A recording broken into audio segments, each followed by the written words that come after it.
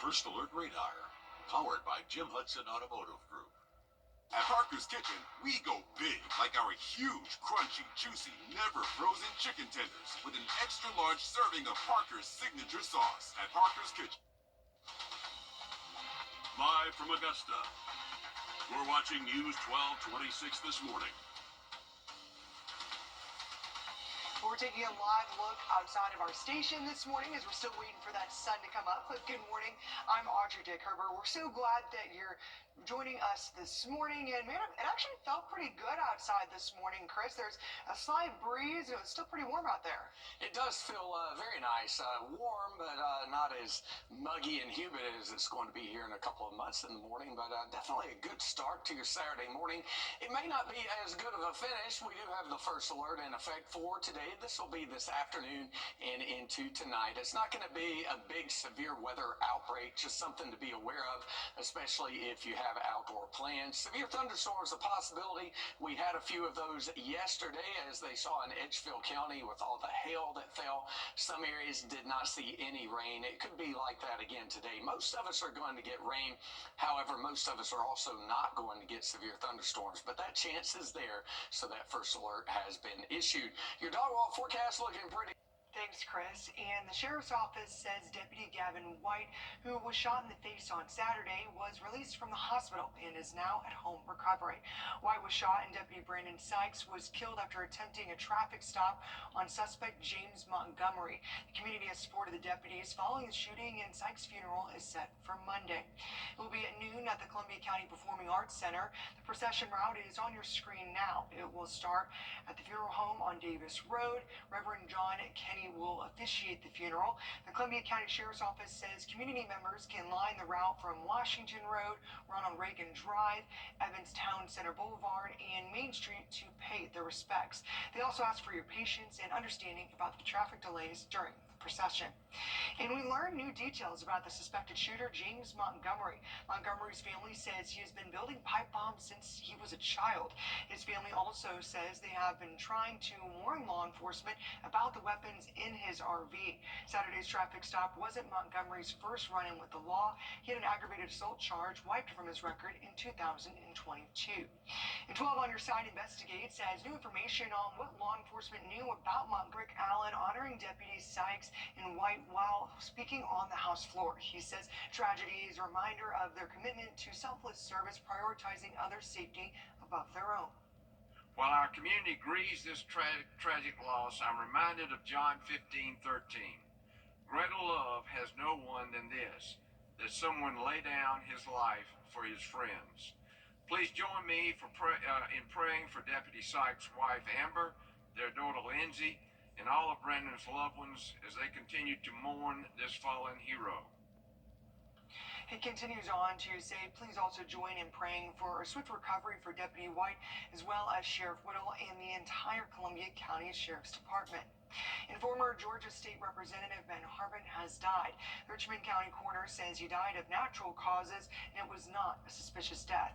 The coroner says he was found dead at the Fairfield Inn on Washington Road. After Harbin's career as a legislator ended over a decade ago, he lived in Atlanta and worked as a lobbyist. According to his friends, he was in Augusta for an event honoring his late daughter on Sunday. The family checked at the hotel and found him dead. They say Harbin has been suffering from health issues. And Georgia Governor Brian Kemp releasing a statement on former Representative Harbin's death. The governor says in part, quote, our entire family is mourning the passing of former state representative and chairman of the House Appropriations Committee, Ben Harbin. A dedicated public servant, he helped to balance our state budgets and maintain our AAA bond rating. We are praying for his family and loved ones in the days and weeks ahead during this time of grieving.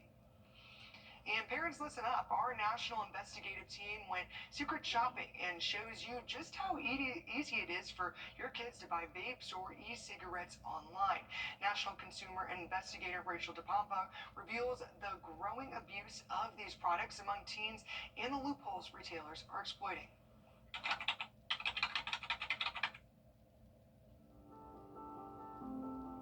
How did the this happen when he knew the dangers. Donna Bartlett has read this letter countless times to lawmakers across this country, hoping for change. It's about her son, who became addicted to vaping as a junior in high school.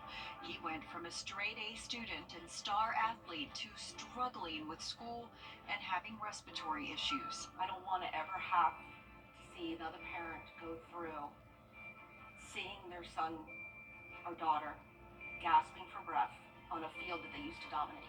It's been illegal since 2019 for any retailer to sell any tobacco product to anyone under 21.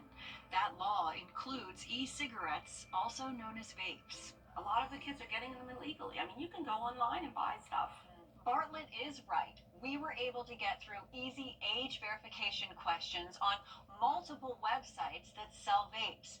Now, some sites did stop us because they use website age checkers that verify your information against public records.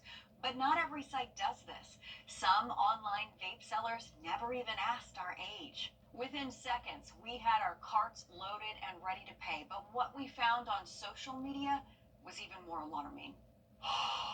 We found vapes for sale on TikTok, even though the company says the products are banned. Here's what's happening. Instead of using the word vape, which is flagged, buyers and sellers are using different language, calling them things like sensory packs or fidget toys. This TikTok seller writing, discreet packaging, no ID. So we started ordering. One third-party seller messaged us privately and said, "I'm so sorry that the shop was been shut down. TikTok canceled your order." Then they directed us to their website off TikTok and said our order will not get canceled for sure. Discreet packaging, no ID. So we ordered there too, and that canceled TikTok shop order ended up not being canceled. We got that vape too. TikTok Shop is only available if your account settings show you're 18 and older.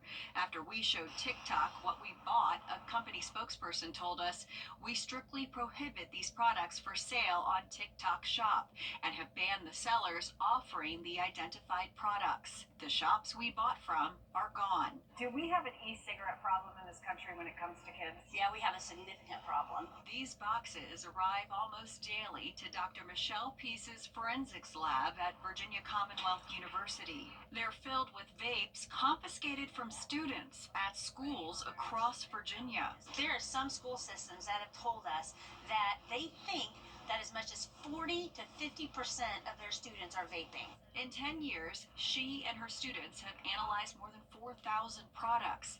Last fall, for example, 85% of the samples they tested contained nicotine. 15% had THC. Dr. Peace says she often goes online as a secret shopper to see how easy it is to get around age verification. Can someone lie? Oh, yes, absolutely. As for Donna, I mean, our goal is to educate and get these vapes off the market for these kids. even as her son still struggles with vaping, she won't stop telling his story.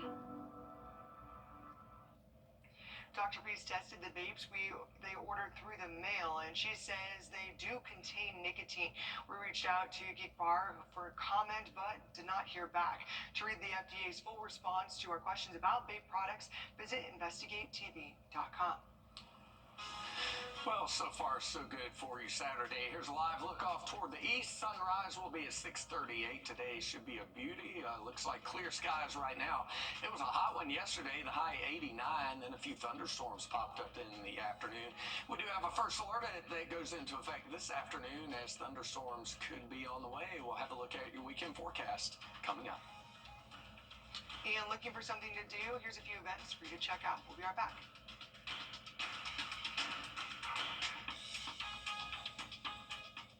You've been in a series. About 83 degrees, a couple of degrees less humid and cooler tomorrow, 81. And then for the week ahead, 49 degrees on Tuesday morning with afternoon highs in the low 80s. Thanks, Chris. And 7 new divers just graduated with the Columbia County Fire Rescue Dive Team. Your first alert meteorologist, Emily Acton, caught up with them to see what their mission is going into the summer. That's my goal, is to get this dive team #1 in the state. The addition of 7 new members to the Columbia County dive team brings their total to over 40, and there's a lot of water to cover. We have 15 miles of river and 78,000 acre lake. And in the county itself, there's over 1,200 ponds and swimming pools. So the need of a dive team is greatly needed. With more people hitting the water over the next few months, here are the big things to look out for. The main thing is watch children, life jackets. We can't stress enough life jackets, especially if they're on a boat. It's a state law. Keeping the community safe is a job they take seriously. It is nothing recreational whatsoever. It's basically recovery of victims, items that was maybe tossed. Being a diver not only takes physical strength, the mental load can be just as hard. The biggest challenge, in my opinion, we call them gremlins. It's the little gremlins inside your head that, especially if it's blacked out and you can't see anything, it's the little gremlins, that tells you something's out there that's going to get you. Yeah. In Columbia County, Emily Acton on your side. And as the legislation session comes to a close next week, South Carolina Attorney General Alan Wilson is encouraging lawmakers to pass a bill targeting child predators. The subpoena bill is aimed at speeding up the process of identifying adults who share or download child sex abuse material. The Senate and House have passed the bill, but both still need to agree to its final version. Under the new process, the Attorney General could issue his own subpoenas, saving time and helping process hundreds of cases. One of the challenges in prosecuting online predators is that oftentimes people can be in another state talking to someone in this state, and having multi-jurisdictions involved can be difficult, or the provider may be located in another state. The current process takes several days. A judge would still need to issue a search warrant if the bill were to be signed into law, but could be a major step as lawmakers continue to crack down efforts on child predators. And a trial date is set for the father of suspected school shooter. Colin Gray's trial begins September 8th. His charges include murder and cruelty to children. Gray is accused of giving his son Colt the gun used in the deadly Appalachian High School shooting. 2 students and 2 teachers died in that shooting. Well, I have some good news for allergy sufferers. Here's your pollen meter for your Saturday. We're down into the medium category and should stay that way for several days. Rain chances will be in the high category later on today. We'll have another check on your weekend forecast plus your weekend travel forecast when we come back. If you have to ask... Welcome back. Well, Panera Bread has some new menu items which have it's inspired by an accessory. Take a look at this. It's Panera's limited edition croissant clutch. The bakery company calls the purse the it bag of the season. It's inspired by Panera's new croissant and toast sandwiches. The dark brown shaped croissant shaped clutch has a detachable gold chain shoulder strap. It also has custom gold metal P embroidery. The product is sold out online, but you can request to be notified by email once it's back in stock. Shipping is expected to begin in August. That's interesting. It's not edible. Well, yeah, no. Don't eat my purse. Okay. But I think it's interesting how they're like putting a sandwich into the bag as if it's like a cooler or something. That's never something I thought I'd see, but I just put my sandwiches in my pocket, but you if you need a purse to do it, you do your thing. Yeah, my sandwich wouldn't be around long enough to make it into a bag, but I do like the idea. It's an idea. It is an idea. Let's take a look at our forecast today to give you an idea of what the weather is going to be. After that, we'll take a look at your work week forecast in just a bit. Thanks, Chris. And memorials continue to grow for Deputies Sykes and White. Many of us looking for ways to support in the face of violence and how to honor this ultimate sacrifice. Between the flowers, the donations, and a meal train, I spoke with a few community members standing in support of these grieving families and law enforcement. Yeah, everyone is coming together at a time of tragedy and heartbreak, something that many people are feeling, whether they were connected to Deputy Sykes or Deputy White or not, they're gaining support far and wide as their loved ones feel an unimaginable pain. Sadness. My initial reaction was that it was a heartbreaking, catastrophic event. Felt across the state in a way many have never experienced. It's very abnormal for Columbia County. Bringing the community together. Communities rally and support each other in tough times. And I think that the silver lining in events like this is the fact that people do band together and come together and put together I'll call them small differences and matters of opinion for a greater good. My hope is one day it's not events like what happened Saturday night being required to bring people together. To show support for Deputy Sykes and Deputy White's loved ones. I've gone by I-20 where the events happened, and I've started donating to the meal train so they get immediate relief for the families. And it's really just been an outpouring of people like not really knowing what the best course of action is to take to be supportive. Many community members showing that love and support in all kinds of ways through memorials, meal trains, social media posts, and more. Love and tolerance. Like, people watch what we do in hard times, right? And it's the example we set in those times that people really mimic, especially the younger generation. And there's so much violence nowadays that's going on, and the only way that really gets combated is by people not willing to let it win. And people are continuing to want to find many different ways to show support for their families and their loved ones. And actually, I've been told that people only expect this memorial to continue to grow. We've actually seen more people come out here, just like we've been out here in just the past few hours. Actually, even seen someone from the marshal's office as well. And they're adding more things like fresh flowers and prayers and all that. And a group of motor enthusiasts took to the streets in their cars and on bikes in support of Deputies White and Sykes. Take a listen. We heard from one man who was a friend of Deputy White in high school and spoke about how he wanted the gathering to support law enforcement. To show the cops that even though we come out here and we might have our fun on our toys and be loud in our cars, you know, we still support them. That's the biggest thing. We still support them. We're still there for them. I wanted us to have something, you know, to show them from us. So bringing the bike group and the car community together, I think that's one thing, just to show the police officers, hey, we're here to support y'all. We're here for y'all as well. It's just as much as anything else. It's good to see all the positive support from around the community this week. And we're digging deeper into an attack on a hospice care worker outside of a patient's home in Aiken. This is all taking place on Monday afternoon, all caught on camera. Take a listen. Open the door. Don't come banging on my window. Do not. Shut up. This is video from the incident that led to 79-year-old John Rosso being charged with assault and battery. As the video continues, you can see the victim escaping out of the passenger side of the car as she claims Rosso hit her in the face multiple times. Your Cindy Hood spoke to the victim in an interview you'll only hear on News 12. Family doesn't always mean blood. Jazzy, like they call me. Jazzy. Jazzy is a CNA We love her like our own. working for the Herring family Thank y'all for treating me like that too, you know. for about a year. We fell in love with her because she takes good care of my dad. It takes a special kind of person She's taught me how to bathe him, turn him. She's just been, to work with someone in their final days. she's been great.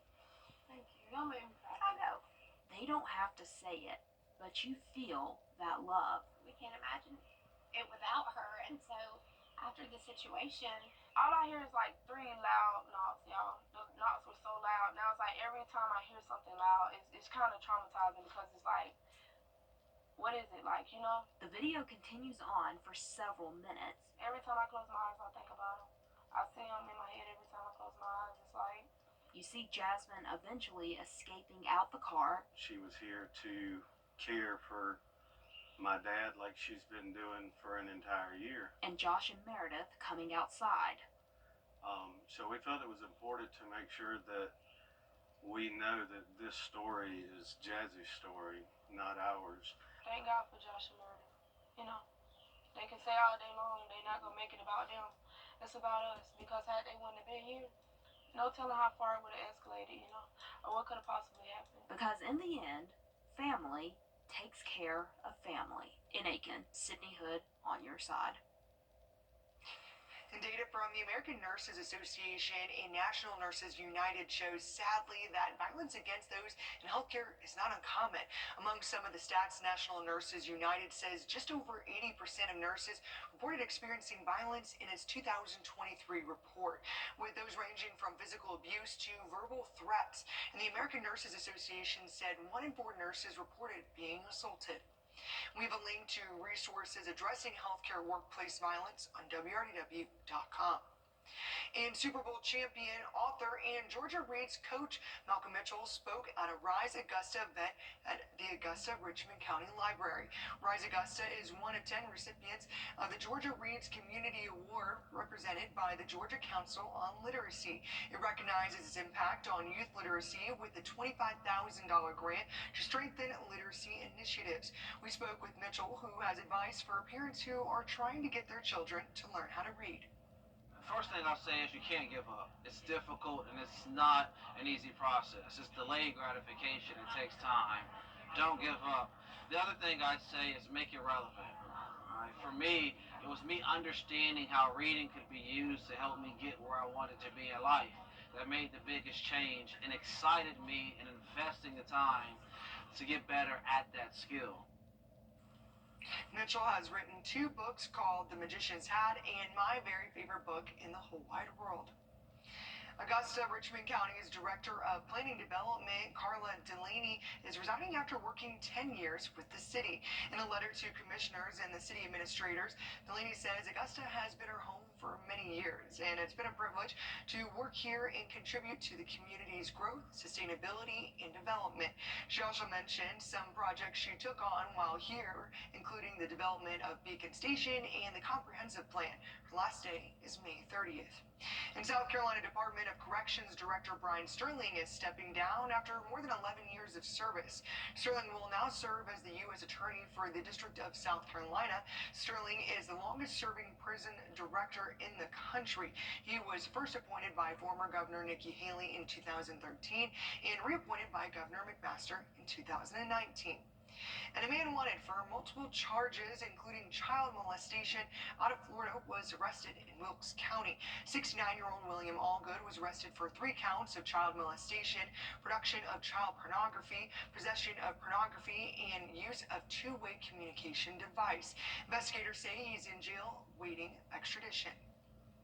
And big news for Doctors Hospital. It's investing more than $150 million into our area to fund the expansion of 2 hospital towers, construct and a freestanding emergency room at Evans, develop and renovate the graduate medical education programs, and equipment upgrades across the hospital. Once completed, Doctors is adding more than 110 new full-time jobs. The ER is scheduled to open in the fall as well. Well, sunrise was about 3 minutes ago, but so far we can't quite see it for a thin layer of clouds. We'll have a little sunshine early in the day, then the storms move in for the afternoon. Friday was a warm day. The high yesterday, 89, the low 59. That was 5 degrees warmer than average, but we do have a bit of a cool down on the way. We'll talk about that and those thunderstorms this afternoon in your full forecast coming up. And looking for something to do this weekend? Well, here's a few events for you to check out. We'll be right back.